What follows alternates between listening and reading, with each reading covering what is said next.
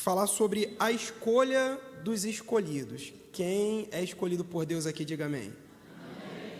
Então é sobre isso que eu quero falar com os irmãos. Um texto que certamente os irmãos já ouviram alguma palavra com base nesse texto, alguma exposição bíblica desse texto, que é Josué 24, 14 e 15. Josué 24, versículo 14 e 15. Nós vamos estar lendo esses dois versículos. Josué 24, versículo 14 e 15.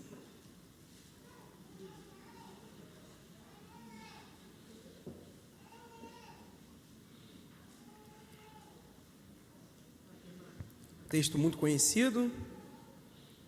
Então vamos à leitura das Sagradas Escrituras. Agora, pois, temam o Senhor e o sirvam com integridade e com fidelidade. Jogue fora os deuses que os pais de vocês serviram do outro lado do Eufrates e no Egito e serviram o Senhor. Mas, se vocês não quiserem servir o Senhor, escolham hoje a quem vão servir. Se os deuses a quem os pais de vocês serviram do outro lado do Eufrates, ou os deuses dos amorreus, em cuja terra vocês estão morando. Eu e a minha casa serviremos o Senhor. Curve sua cabeça, por favor, e feche seus olhos, mais uma vez. Senhor, eu te agradeço, meu Pai, por essa manhã bendita, nesse santo lugar, na companhia dos santos do Senhor, meu Deus. Eu te agradeço pela honra de poder estar aqui nessa plataforma, servindo os irmãos com a exposição da palavra. Eu te agradeço, meu Deus, pela confiança dos pastores dessa casa, meu Pai. Meu Deus amado, eu te agradeço porque o Senhor, ó Deus, está aqui no meio de nós e nós cremos nisso, meu Pai.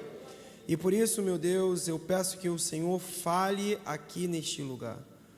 Que o Senhor, ó Pai, me use como objeto seu, a fim, ó Pai, de que o seu povo seja abençoado, para o louvor da tua glória, em nome de Jesus. Amém. Os irmãos podem se assentar, por favor. Meus irmãos, eu acredito que esse texto é muito conhecido entre os irmãos, principalmente a frase que diz: eu e minha casa serviremos ao Senhor. Os irmãos conhecem? Certamente. Temos músicas com base nessa frase e tudo mais, né? Só que a coisa interessante é que algumas pessoas utilizam esse pedaço do texto, essa frase, como uma espécie de afirmação positiva, como que se a repetição constante dessa frase fosse por si só uma fórmula mágica e que vai fazer com que a nossa casa de fato sirva ao Senhor. Nós somos assim, a gente gosta de coisa fácil, a gente gosta de facilidade. Na verdade, como crentes pentecostais, nós gostamos de fórmulas mágicas. Só que nem sempre é assim. E a minha proposta hoje, então, é analisar esse texto, obviamente dentro do seu contexto, para que nós possamos entender de fato o que essa frase está dizendo e para que nós não simplesmente fiquemos apegados aos jargões evangeliqueis, porque é muito simples a gente levantar as nossas mãos e dizer: eu e minha casa serviremos ao Senhor, mas isso tem contrapartida e a gente precisa observar isso. Então, eu tenho compreensão do que significa eu e minha casa serviremos ao Senhor. E esse texto, se a gente tiver essa compreensão clara disso, aí sim ele vai funcionar. Ele vai fazer muito mais sentido do que simplesmente nós jogarmos as nossos desejos ao vento, como que se isso fosse acontecer de uma hora para outra. Então, nós vamos analisar esse negócio aqui, esse texto, e tentar extrair o máximo da mensagem de Deus para as nossas vidas, a fim de que a gente consiga colocar isso em prática na nossa casa, na nossa família, no lugar onde nós estamos, para a glória de Deus. Amém, meus irmãos? Então, esse texto fala, ele, dentro do seu contexto, de uma longa jornada que Israel, que foi liberto pelo Senhor da escravidão do Egito, depois de anos de peregrinação no deserto, muita luta, enfim, eles conseguiram conquistar a tão sonhada terra prometida. Vejam, meus irmãos, a terra que emana leite e mel em abundância, uma terra fértil, onde se pode se estabelecer, criar os seus filhos, sem o perigo do deserto, uma terra onde o povo de Israel poderia, enfim, prosperar, terra que foi prometida ao pai deles, Abraão. Israel, então, conseguiu entrar no descanso do Senhor. É como que se a gente... Eu comprei o meu apartamento pensando, poxa, aqui seria um lugar ideal para eu poder criar o meu filho. Posso deixar ele mais ou menos solto ali, porque eu sei que não vai para a rua, não vai ter um carro que vai pegar. Então, a gente pensa nesses lugares assim. Eu acho que Israel tinha meio que esse sentimento no seu coração, quando estava entrando ali. E o capítulo 24 vai nos dizer que Josué, o líder máximo daquele povo, já estava velho, junta todas as autoridades de Israel em Siquém, e em assembleia solene, ele começa a profetizar. E ele fala com autoridade, porque no versículo 2, ele fala como um profeta, ele diz, assim diz o Senhor, Deus de Israel. Então, Deus fala por boca de Josué, recapitulando tudo que ele fez com a nação de Israel. Deus ali, então, ele se apresenta como um Senhor soberano diante dos seus servos, como fazia os senhores soberanos daquela época diante dos povos que eram conquistados. Deus aqui, então, ele estabelece os termos da sua aliança com o povo de Israel. E ele começa a lembrar como que foi toda essa jornada de Israel até chegar ali na entrada da terra prometida. Ele lembra dos patriarcas, de Abraão, de Isaac, de Jacó, e o que ele fez na vida desses homens. Ele recorda a história e de como deles cuidou quando eles estavam na escravidão do Egito e como libertou o povo de Israel da mão do poderoso Faraó. Deus relata como deu vitórias a eles nas batalhas da Transjordânia, como Deus foi com eles diante da conquista da terra prometida. Esse é o panorama, então, do capítulo 24. Não dá para a gente ler ele todo, é um capítulo extenso, mas Deus ele vai mostrando tudo o que ele fez com o seu povo. E isso tudo aconteceu porque esse é o povo eleito do Senhor. Eles eram o povo eleito do Senhor, o povo que o Senhor escolheu e o povo que o Senhor amou. Deus, ele relata a sua bondade e mostra àquele povo a sua fidelidade, porque Deus, ele cumpriu e todas as suas promessas para com o povo de Israel. E como que se ele estivesse dizendo, vejam, eu prometo e eu cumpro o que eu prometo. Vejam, é eu que sustento vocês. Sou eu que cuido e protejo vocês, meus servos. Vocês que possuem uma aliança comigo, vejam, povo de Israel, eu sou bom para vocês. E é nisso que a coisa fica interessante, porque é possível fazer um paralelo com as nossas vidas aqui. Esse texto possui muitos paralelos com a nossa história. Na verdade, essa é a história do povo de Deus. É a nossa história. Vejamos novamente, nós estamos aqui, domingo após domingo, todos juntos, não diante do pastor Gabriel, do pastor Gilson, ou do pastor Yuri, ou do pastor Átila. Nós não estamos aqui diante de uma boa música, mas diante do Senhor dos Senhores, diante do soberano Deus.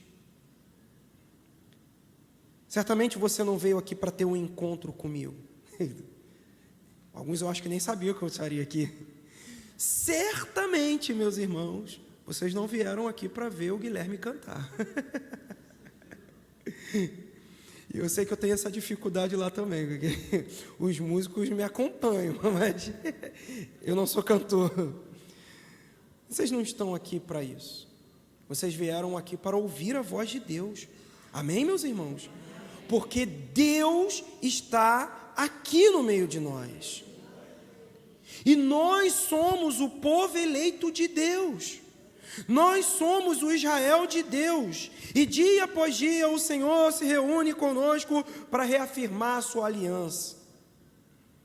Deus hoje nos diz que cumpre as suas promessas, que nos sustenta, que cuida de nós e que nos protege. Onde quer que você esteja, o nosso Deus, Ele está conosco. Ele nos protege, Ele cuida de nós, Ele nos sustenta. Nós somos servos dEle. E isso, veja, meus irmãos, não é qualquer coisa, não. Somos o povo de Deus. Isso não é qualquer coisa. Não é uma coisa que a gente simplesmente, somos o povo de Deus. Sim, meus irmãos e minhas irmãs, eu e você fazemos parte desse povo que Deus elegeu para si desde a fundação do mundo, porque Ele se revelou a nós.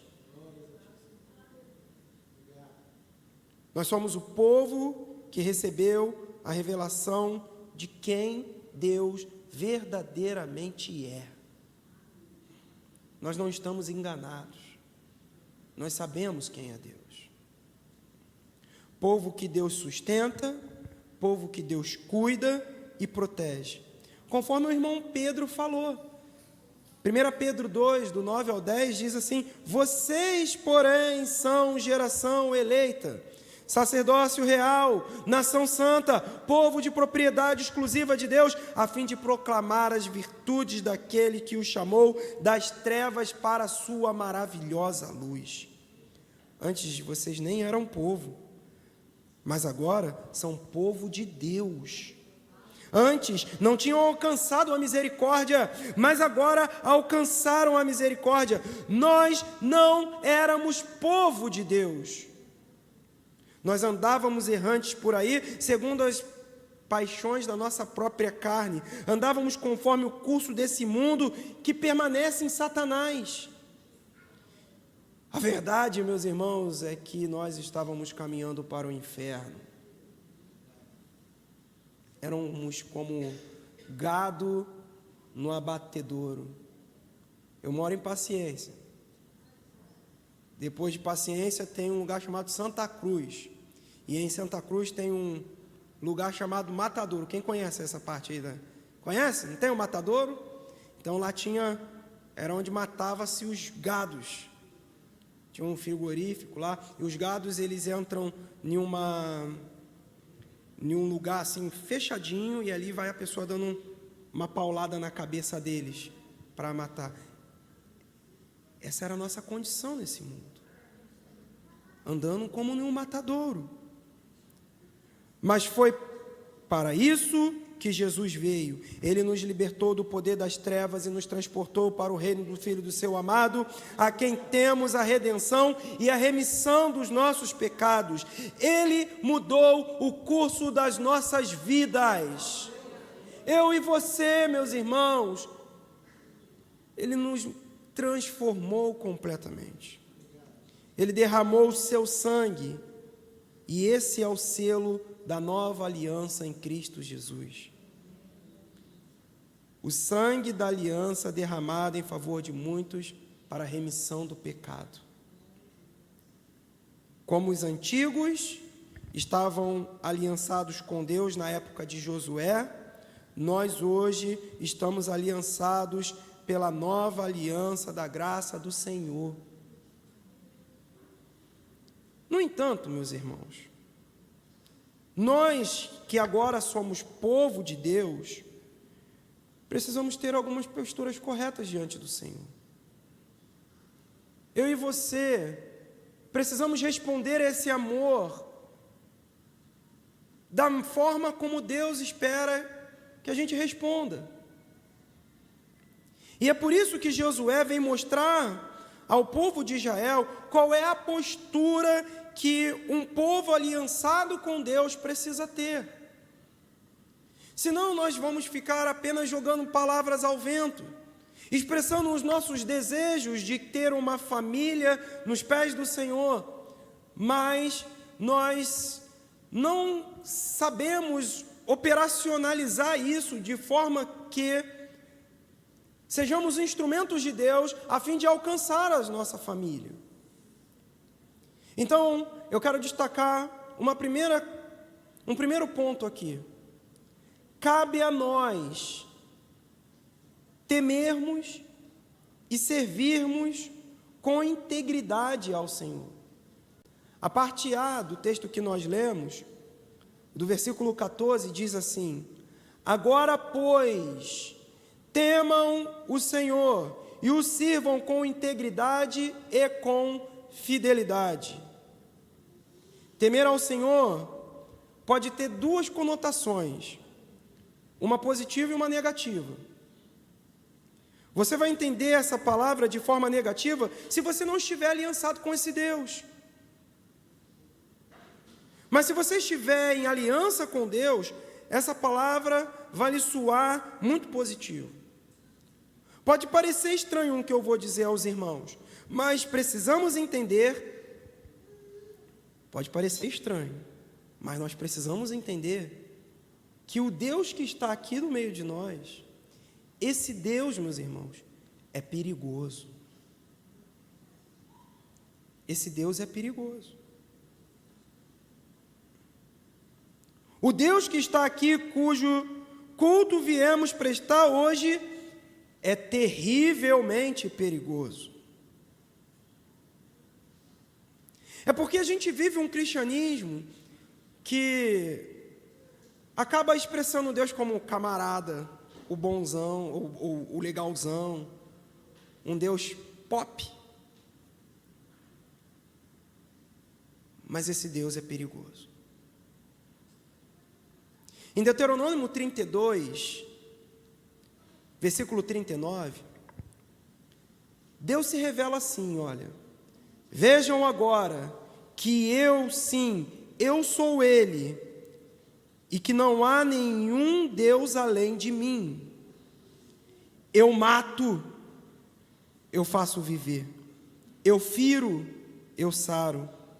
E não há quem possa livrar alguém das minhas mãos. Vejam. Deuteronômio 32, 39. Veja como o salmista expressa essa revelação de quem Deus é. Salmo 76, 7 diz: tu sim, tu és terrível. E se estás irado, quem pode permanecer na tua presença? Ele é aquele que, quando desceu no Monte Sinai para entregar a lei a Moisés, os montes se abalaram. Deuteronômio 10, 17, em uma linguagem mais antiga, não na que nós utilizamos aqui, mas na Almeida Revista e Corrigida, diz assim: pois o Senhor vosso Deus é Deus dos deuses e Senhor dos senhores, o Deus grande, poderoso e terrível, que não faz acepção de pessoas, nem aceita recompensas. Isso foi tão apavorante que o povo de Israel tinha medo de subir no monte. O monte pegando fogo, o povo de Israel falava: não, Moisés, vá você, deixa que a gente fique aqui. Vá você, deixa que a gente fique aqui. Mas eu não sei, meus irmãos, se vocês já tiveram a experiência de poder ver raios e relâmpagos caindo. Eu tenho pavor desse negócio, meus irmãos. A Bianca sabe que quando começa a relampejar forte, eu fico todo... E quando vem aquele estrondo, e o barulho, e depois o clarão... Teve uma vez que eu era recém-casado. Eu morava no primeiro andar. E começou a chover tão forte, mas tão forte, que eu falei: Bianca, vamos sair daqui, e vamos, que essa casa vai cair. Que o negócio é sério, meus irmãos. Mas veja, nós estamos falando de uma criação de Deus. Os poderes da natureza são tão fortes que os índios adoravam. Mas nós não estamos falando do próprio Deus, mas de uma criação. Imagine estar diante do Deus Todo-Poderoso, a forma como Ele é. Imagina estar diante desse Deus sem estar aliançado com Ele. Lembrem da expressão de Isaías ao ver o Senhor dos Exércitos: ai de mim, estou perdido, pois eu vi o Senhor dos Exércitos. Quem consegue ficar em pé diante da glória de Deus? Então, diante de Deus, aqueles que vivem em pecado precisam temer a Ele, pois Deus é perigoso. Com apenas um sopro, Ele pode acabar com toda a nossa existência. Ou pior, Ele é aquele que pode matar o corpo e lançá-lo no inferno. Adão e Eva tiveram medo do Senhor porque pecaram, desobedecendo a sua ordem. Hebreus 10, do 26 ao 27 diz: porque se continuamos a pecar de propósito, depois de termos recebido o conhecimento da verdade, já não resta sacrifício pelos pecados. Pelo contrário, resta apenas uma terrível expectativa do juízo e fogo vingador prestes a consumir os adversários.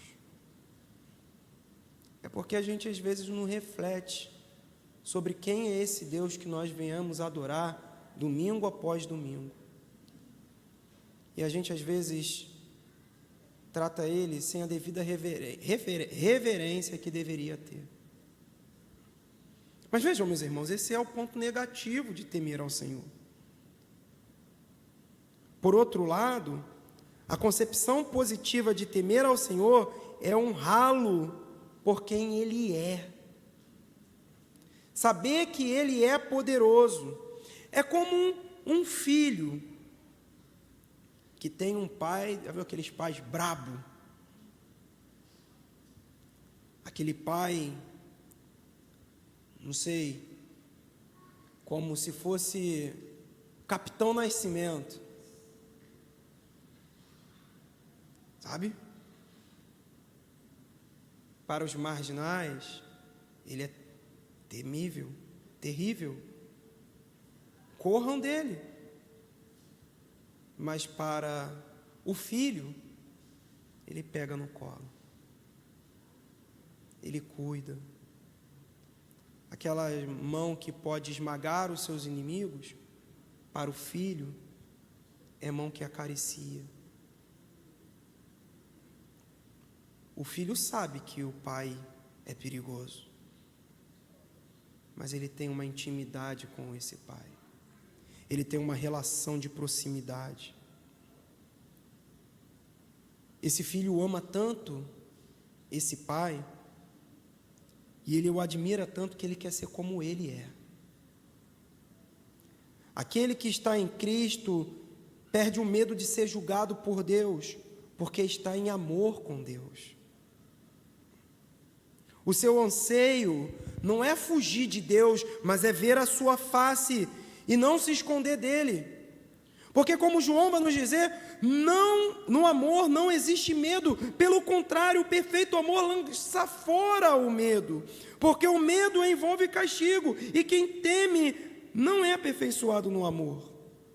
Nós amamos porque Ele nos amou primeiro. É uma relação de amor. Então essa é a conotação positiva do que significa temer ao Senhor. Então, meus irmãos, temamos ao Senhor. Apesar de Ele ser perigoso, mas nós temos relação íntima com Ele, porque Ele é o nosso Pai. Temamos ao Senhor, honremos ao Senhor, glorifiquemos o nome dEle, por quem Ele é. Por isso, espera-se que nós possamos servi-lo com integridade. Servir a esse Deus é mesmo que adorar. Servir ao Senhor com integridade significa entregar-se a Ele com tudo o que nós somos. Deus não quer apenas um pouco de nós. Deus quer tudo o que nós somos. Ele não quer apenas fazer uma visita em sua vida, ou uma visita... Vejam, quando a gente tem uma visita na nossa casa, primeiro que a gente arruma tudo, né? Assim, senão a visita vai reparar. A gente fala para não reparar, porque é o habitual, mas vai reparar porque todo mundo repara. Então a gente lá arruma a casa rapidinho, mas a gente deixa a visita na sala. Para você acessar o quarto, você tem que ter um grau de intimidade muito maior. Para mexer na geladeira, ainda maior. Porque senão você fica sendo mal educado. Agora, no quarto da bagunça, aí então, é aquele quarto que tu entulha tudo, bota as coisas assim, então a pessoa tem que estar morando ali. Deus, Ele não quer uma relação conosco de visita, apenas de entrar na sala do nosso ser. Ele quer a casa toda, Ele quer intimidade para entrar em todos os lugares, e se necessário fazer todo dia uma faxina nas nossas vidas. Isso é servir a Deus com integridade, como Josué está falando. Eu quero estar completo no Senhor. Então servamos ao Senhor com integridade, com tudo que nós somos. Você que faz parte do povo de Deus, sirva ao Senhor sem reservas, sem restrições. Sirva ao Senhor porque cabe a nós temermos e servirmos ao Senhor com integridade. Contudo, meus irmãos, antes de servir ao Senhor, primeiro precisamos definir bem quem é o nosso Senhor. E aqui vai mais um ponto desse sermão. Cabe a nós uma ação perante nós mesmos. No versículo 14, parte B, diz: joguem fora os deuses que os pais de vocês serviram do outro lado do Eufrates e no Egito, e sirvam ao Senhor. Hoje não existe mais a adoração dos deuses de Ur dos caldeus, nem os deuses dos amorreus. Contudo, a adoração a deuses falsos, a idolatria, ainda é muito real nos dias de hoje. Percebam, meus irmãos, eu não estou falando da idolatria como aqueles que se prostravam diante de imagens de pedra, de madeira, de gesso. O serviço aos deuses são muito mais intensos do que nós pensamos. Ezequiel 14:3, Deus fala com Ezequiel: filho do homem, esses homens levantaram ídolos dentro do seu coração e puseram diante de si o tropeço que os levam a cair em iniquidade. Por que estão me buscando? O povo de Israel, nesse contexto, não tinha mais ídolos pedra, mas os seus corações estavam manchados pela idolatria. Paulo vai dizer aos irmãos de Colossenses e Éfeso que avareza é idolatria. Avareza não é algo palpável, mas algo que está dentro de nós. Ele vai alertar os crentes: fujam da idolatria. João vai chamar os irmãos a terem cuidado com os ídolos, cuidado com os falsos ensinos que estavam contaminando o coração dos irmãos. Então, falso ensino pode ser ídolo. Eu estou dizendo isso para que os irmãos saibam que servir aos deuses é muito mais do que se prostrar diante de uma imagem. Uma vez eu estava com uma colega no trabalho, ela era surfista, e eu estava falando de Jesus para ela, e ela falou assim: não, mas eu estou tranquila, Átila. Eu falei: tá bom, mas aí ela falou assim: eu consigo aliviar a minha vida, sabe? Quando eu vou no mar. E aí eu sento lá na prancha, pego uma onda, e ali eu fico super tranquilo. Eu falei: pois bem, esse é o teu Deus. Onde você encontra tranquilidade, cuidado. O surf é o seu Deus.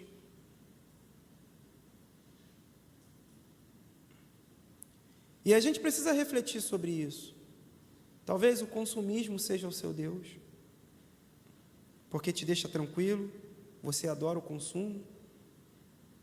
Se você é um homem que só fica tranquilo jogando videogame, talvez o videogame que você tem seja o seu Deus.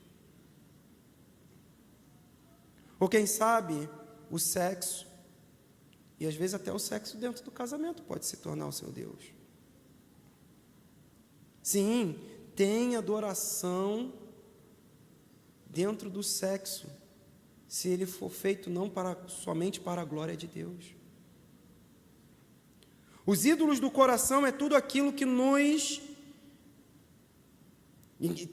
na nossa vida ocupa um lugar de primazia. Tudo aquilo que ocupa lugar de privilégio, de amor, de confiança, de fidelidade, de alta dedicação. Até as bênçãos de Deus podem se tornar ídolos em nossas vidas, meus irmãos.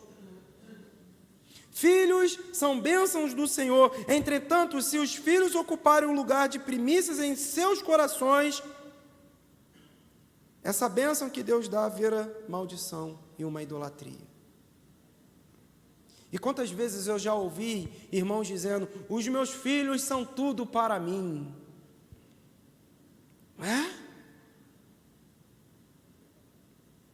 Seus filhos são tudo para você?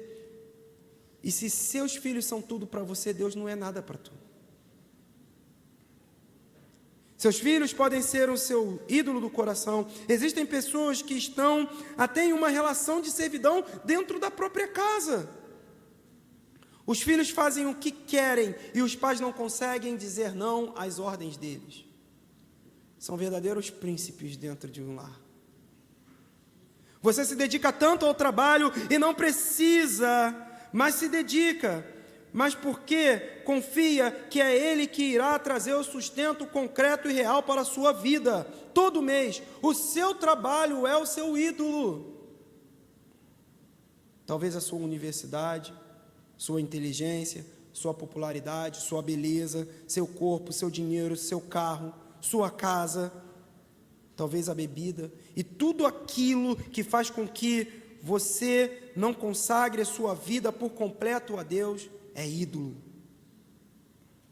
E é como Josué disse: joguem fora os ídolos que os pais de vocês serviram do outro lado do Eufrates e no Egito, e sirvam ao Senhor. Jogue fora hoje tudo que se coloca no trono de Deus em sua vida. Jogue fora os deuses que os seus pais te ensinaram a adorar. E nós aprendemos com os nossos pais. E hoje é culto da família, então é culto de jogar fora os deuses e adorar somente ao Senhor. Tem coisas que nós aprendemos com os nossos pais, encontrar refúgio e tranquilidade na bebidinha. Naquela bebida, olhando um jogo de futebol, eu não sei. Ali que eu fico tranquilo. Mas o meu pai fazia isso, minha mãe fazia isso, o pai do meu pai fazia isso, e eu aprendi a fazer isso.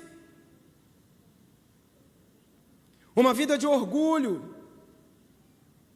Ou quem sabe, violência e arrogância. Não, porque o meu pai sempre bateu na minha mãe.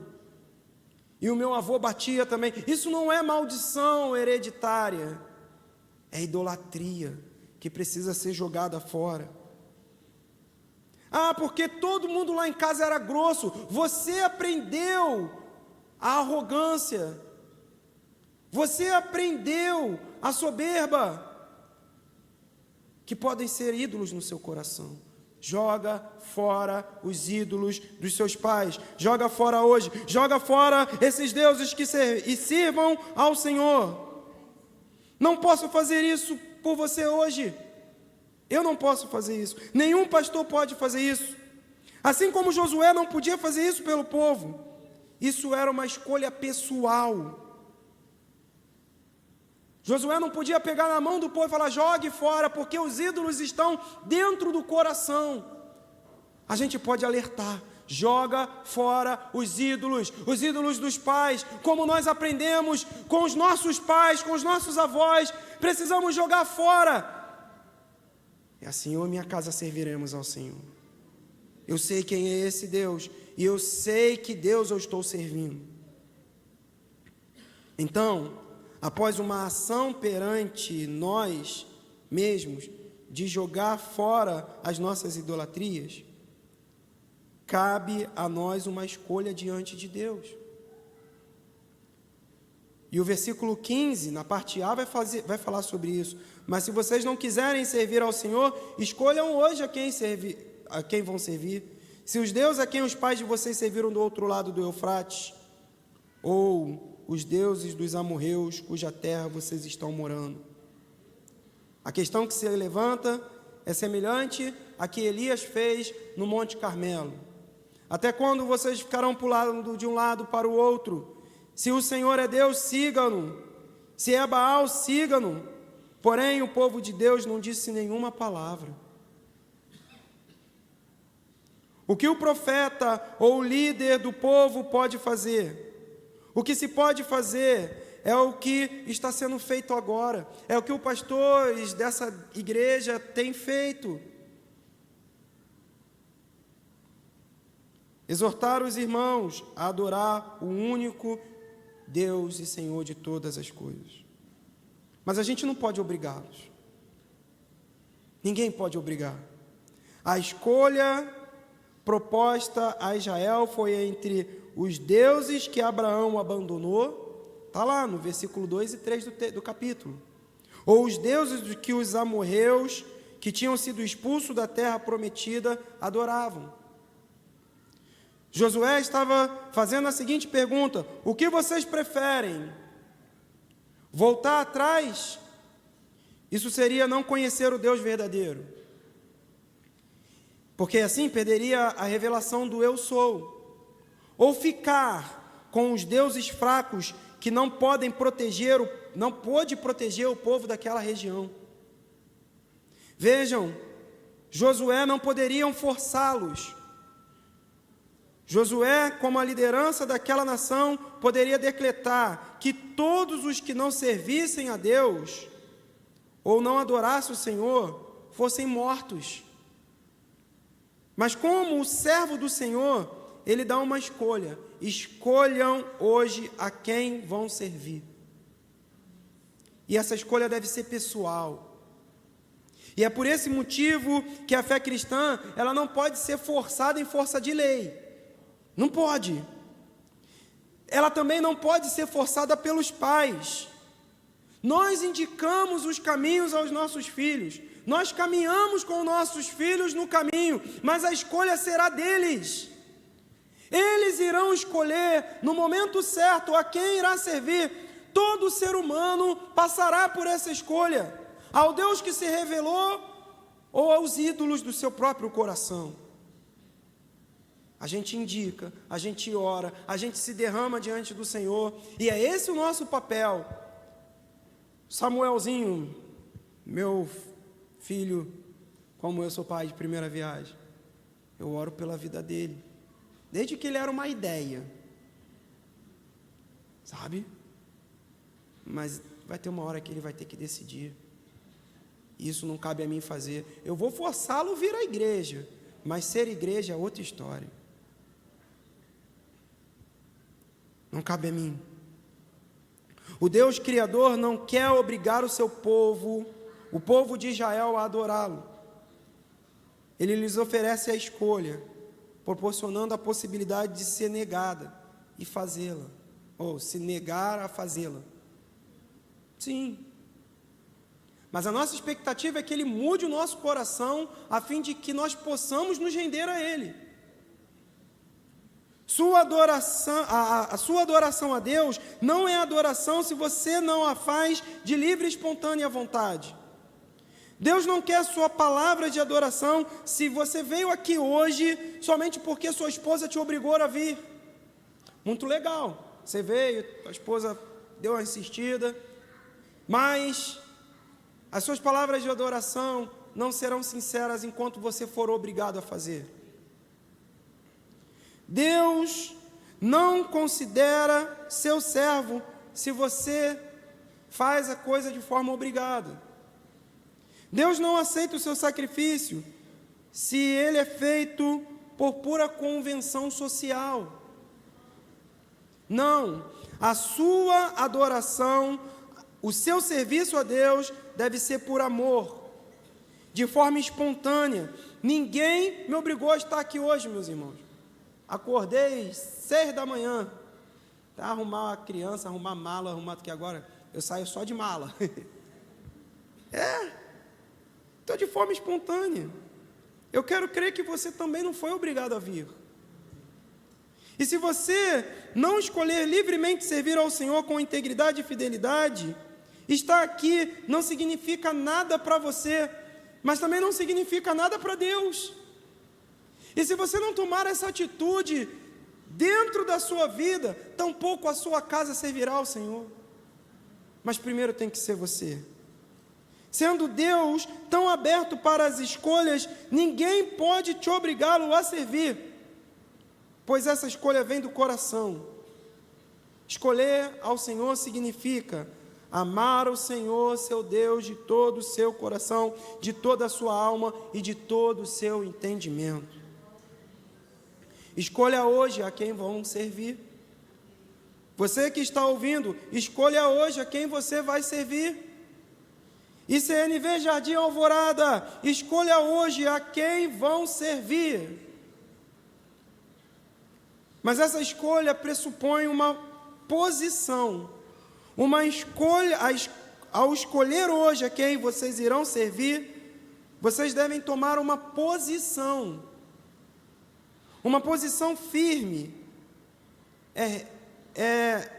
se tornar uma pessoa resoluta diante de Deus. Então aqui vai o quarto tópico. Cabe a nós uma posição firme diante dos homens. Por isso que Josué fez a declaração: eu e a minha casa serviremos ao Senhor. Josué era o patriarca dessa família. Ele tinha autoridade para conduzir toda a sua casa ao serviço ao Senhor. Contudo, mesmo os seus familiares eram minoria aqui. Se o povo escolhesse se voltar contra Deus, Josué e toda a sua família seria apedrejado. Mas Josué tomou a sua posição, independente de ser minoria ou não, independente dos perigos. Eu e a minha casa serviremos ao Senhor. Essa declaração é um exemplo claro de como nós devemos nos posicionar diante desse mundo.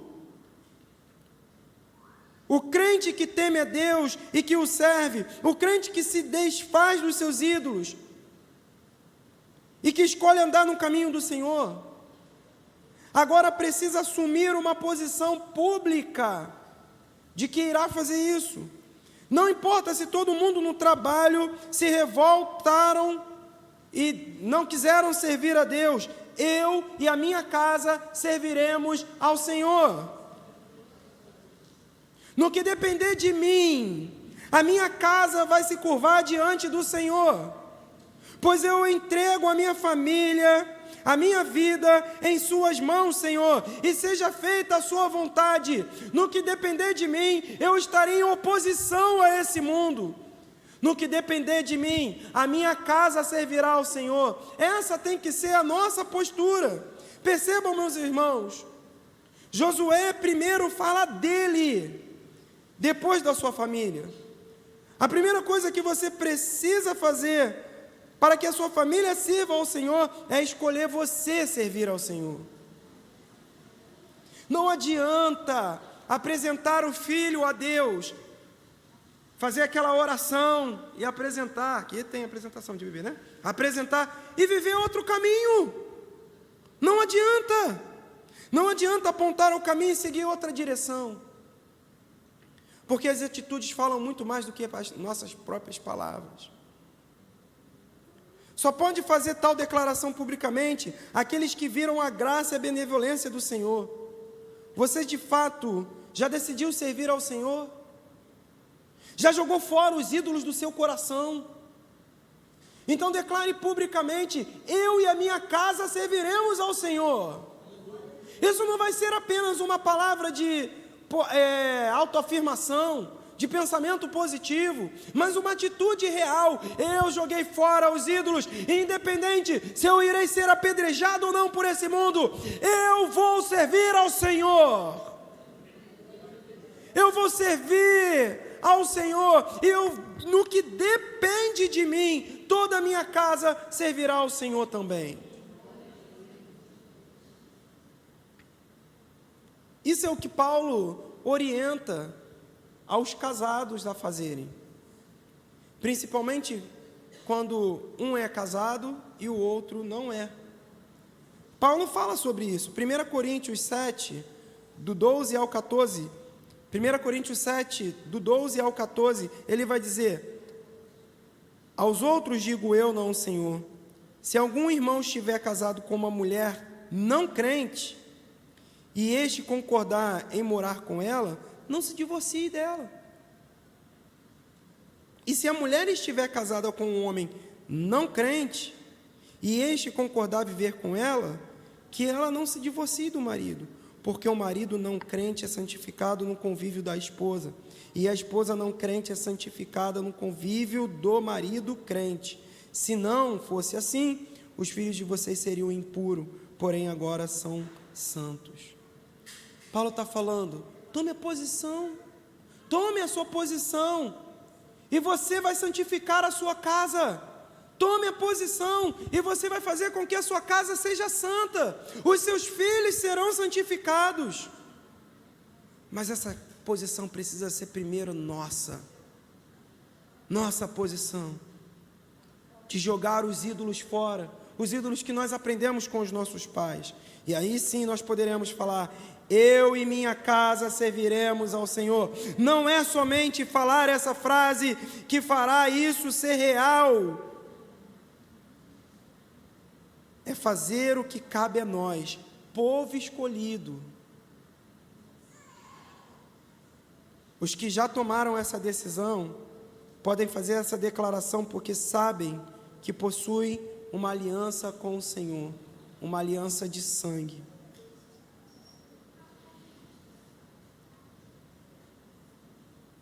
Vejam, meus irmãos, nós somos o povo de Deus aqui reunido, um Deus temível, mas que nos ama. Estamos aliançados com o Senhor pelo sangue de Jesus. Contudo, precisamos servir ao Senhor com temor e integridade, com tudo que nós somos, jogando fora os deuses do nosso coração. Precisamos servir ao Senhor e fazer isso publicamente. E assim nós poderemos dizer: vamos juntos? Eu e minha casa serviremos ao Senhor. Em nome de Jesus. É o que a gente espera. O que Deus colocou no meu coração, eu compartilho com os irmãos. Você me permite? Curve a cabeça, meus irmãos. Você está diante do Deus Todo-Poderoso e Senhor dos Senhores, do Deus vivo e verdadeiro, Criador dos céus e da terra, Senhor que faz todas as coisas conforme bem lhe apraz. Esse Deus está aqui, e nesse momento, meu Deus, nós nos colocamos diante de Ti, meu Pai, e pedimos, meu Deus, se há ídolos nos nossos corações, nos ajuda a identificá-los, meu Deus, nos ajuda a identificá-los, meu Pai. Se há ídolos nos nossos corações, que nós aprendemos com os nossos pais a adorá-los, nos ajuda a identificá-los, meu Deus. Nos ajuda a identificá-los, meu Pai, porque nós não queremos ensinar os nossos filhos a fazer a mesma coisa, meu Pai. Meu Senhor, identificados esses ídolos, meu Pai, agora, no nome de Jesus, nós jogamos fora cada ídolo, Senhor. Nós jogamos fora, meu Deus, nós rejeitamos, meu Pai amado, as coisas que nós aprendemos, meu Deus, com os nossos passados, nossos antepassados, meu Deus. Nós rejeitamos a mentira, meu Pai, a mentira familiar, meu Deus. Ah, Senhor amado, nós rejeitamos, meu Deus, o orgulho, meu Pai, a postura violenta, meu Deus. Nós rejeitamos, meu Pai, a passividade, meu Deus, diante das dificuldades e das situações. Nós jogamos fora os ídolos dos nossos corações. Meu Deus amado, nós queremos Te servir com tudo o que nós somos. Nós Te pedimos, meu Deus, no nome santo do Teu Filho amado Jesus. Meu Pai amado, hoje renovamos a nossa aliança contigo e nós dizemos: nós queremos Te servir, ó Deus. E nós lhe pedimos, meu Pai, alcança todos os nossos familiares, alcança, meu Deus, os nossos filhos, alcança, meu Pai amado, o esposo, a esposa, alcança, meu Deus amado, os parentes chegados, os primos, as primas, ó Deus, os tios, os avós, meu Deus, os netos, alcança, meu Deus, e faça de nós essa referência para o louvor da Tua glória. Meu Deus, nós declaramos que eu e a minha casa serviremos ao Senhor para a glória do Teu nome, em nome de Jesus. Amém. Louvado seja o nome do Senhor. Louvado e engrandecido seja o nome do Senhor. A Ele toda a honra, glória e adoração. Pastor Guilherme. Obrigado, meu irmão. Deus abençoe.